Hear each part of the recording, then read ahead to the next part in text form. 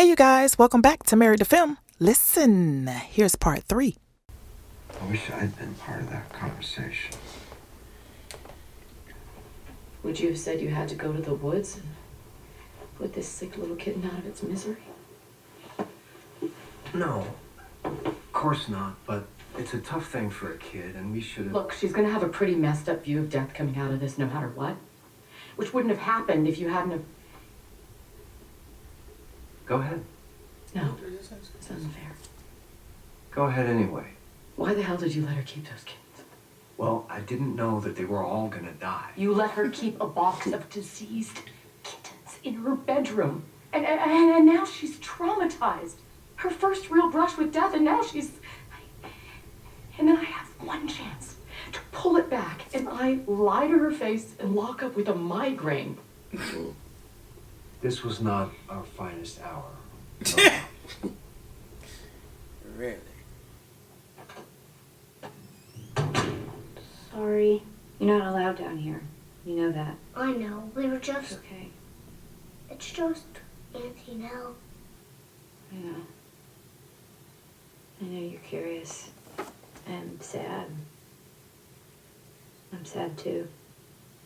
So sad I can't even tell you. I won't lie to you. Any questions you have are completely normal, okay? What are you doing to her? I just finished embalming her. And it helps her look how we remember her. Why did she die? He didn't say how, he said why. Just so sad that she did.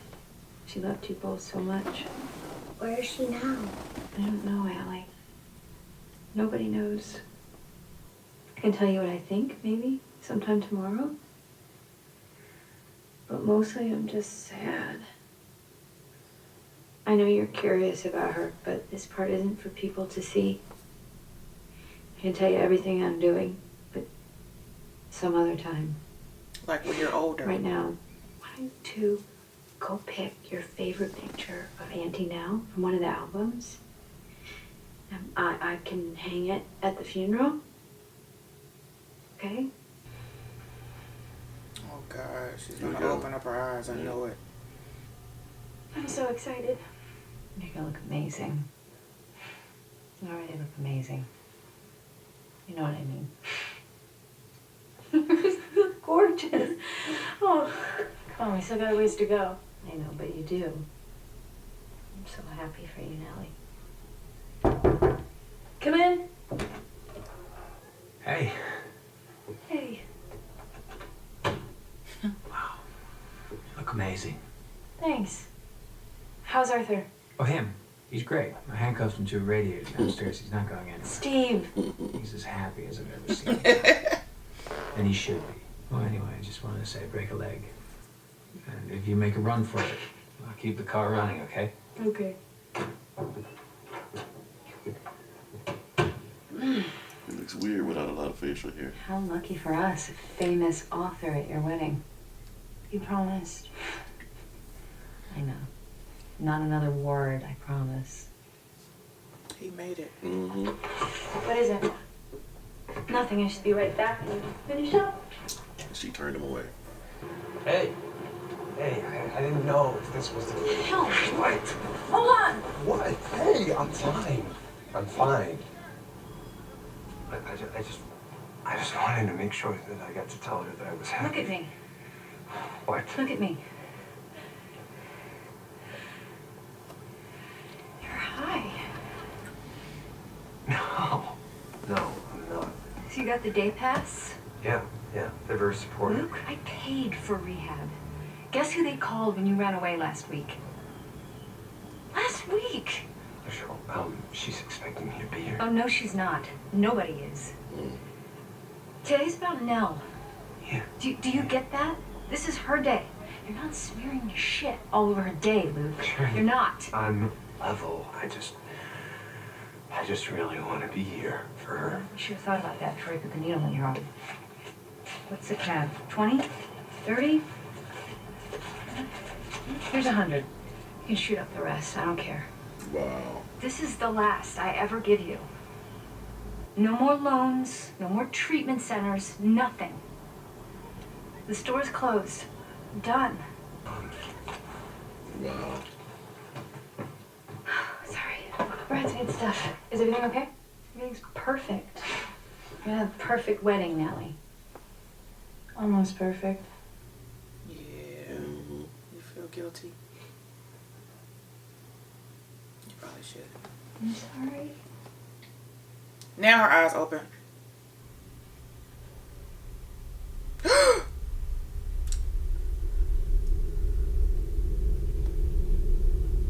No! What'd I say? I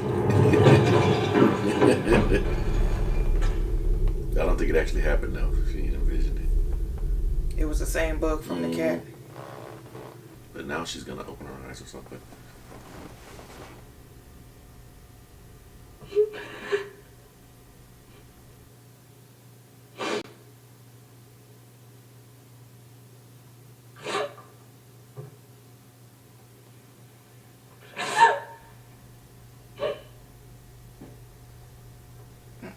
She might lift her hand up.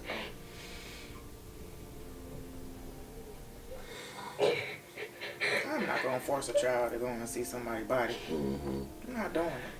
It's traumatizing. You fixed her. No, that's what I do. Oh. You fixed her. Oh, crap. Body gone. What?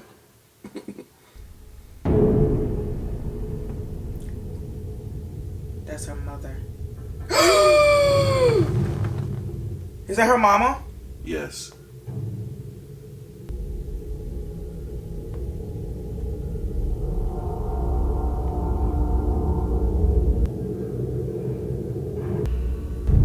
Oh! Oh my God.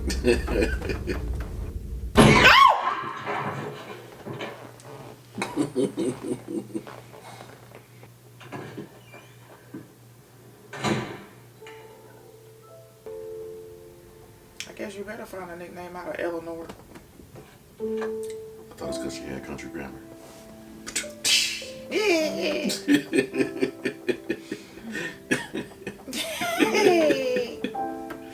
Dum da dum dum. Focus on the house. What if a light come on? Forever home, right? Yeah. Horse light.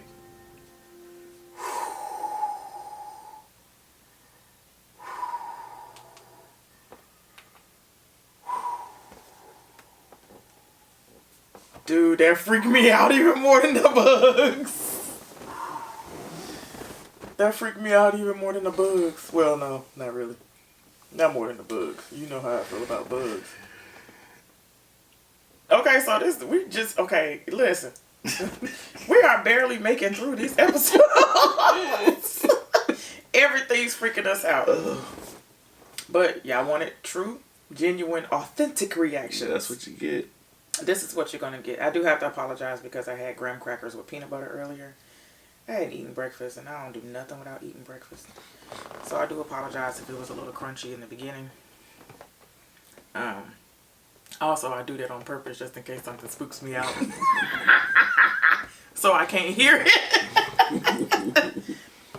But this one, no matter how loud I chewed, I couldn't get past the knocking on the walls. That was crazy, and the dad didn't hear it. How you just gonna come out the corner? I mean, out the hallway, come into the bedroom where your kids are, where your daughters are. First of all, Both of them. both of them, and well, it's three. Oh daughters, yeah, but two of them. two of them, and yeah, because I keep forgetting about Teddy, Teresa, Theo. I mean, literally, the younger sister comes in there and she's like, would you stop? When the way she opened the door, she was like, listen, look, stop, what? What do you want? Stop banging on the wall and calling my name out. And she was like, what? I'm just waking up. And then they were literally in the room together, hearing the knocks, and it went full circle all the way around to the door.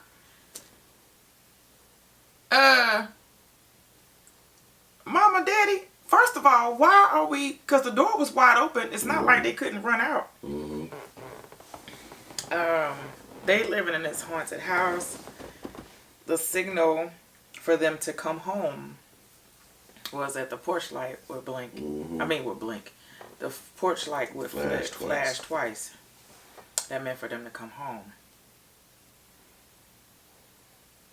Out of everything else, besides the cats dying in the box, disease, bug coming out, one of the cat's eyes looking like they needed to put that cat down. I would have threw that cat if that cat opened his eyes like that. Yeah, I knew that Daddy buried the cat on his own or got. Had to. Yeah. She was like, you had diseased cats in our daughter's room. Yeah, he's supposed to at least take him to the vet. Mr. Dudley, I want to know what he knows about this house, because he said this is not the night that we stay overnight. Yeah, he said we don't stay on after dark. We don't be on this property. We don't be on this property. No dogs ever. And ain't no dogs over here. There are no dogs on this property. He was like, well, my kids have been hearing the dogs barking every night since they got here. So ain't no dogs on this property. It's ghost dogs. And I want to know who this little girl is with a blue dress in. Oh yeah. That is talking to Luke. And then we see that we're not gonna blame his drug addiction on what he experienced as a child, but I'm pretty sure it has a lot to do with it. From him trying to figure out what was real and what was not real. And that was jacked up that Cheryl literally paid him to not be at the wedding. Well, not well. To leave. Yep. Not to be at the wedding, yeah. but to leave. Yeah. And I think it hurt her knowing, as she was reminiscing with her sister, as she was doing her sister's body, that the only perfect wedding that she would have had was to have Luke there. And he wasn't. So I think she was really feeling that. And she probably should feel guilty for that. Because even though he may have been high, he may have had just enough to get over the edge so he can make it there. Families are different. Families will do whatever they need to feel like they're protecting, but don't know how to protect correctly. Right. With That's love. Good. I like this episode a lot from a storytelling perspective. Yeah. How they flash in and out, like with the funeral and then making up of the little boy's grandmother and explaining things and how it was going back and forth. Yeah. I dug that a lot. So it's scary, but it does do a lot of things nice. Yeah. With the story and explaining things, so that's really good. Because it gave her story as to how she got over looking at bodies and doing what she does. And it was just because, first of all, it was a stranger danger. Right. You know, coming up. Okay. Here, hold my hand. I'll take you up there. I don't know you, but your voice seems calming.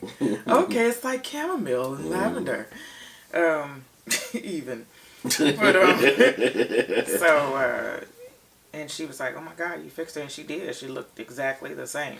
And I think that may have encouraged her to do what she does. But it was also making it easier for her to speak to the little boy about his grandmother. And as far as her kids, explaining death to them, she did a good job in that too. I don't know about any adults that actually have that job and that they're doing their family members at the same time and come out the door and see your son and daughter questioning, what is Auntie Nell, let me see her, type feel. I wouldn't be able to do it. First of all, I ain't touching no dead body. Right. We hate funerals as it is. Yeah, we're not doing that. But anyway. Alright, so let us know what you guys thought of that episode. Don't forget to like, share, comment, subscribe. And the light flickering at the end. That was crazy. We'll see y'all next time. Yeah, love you guys. Bye. Hey, wake up!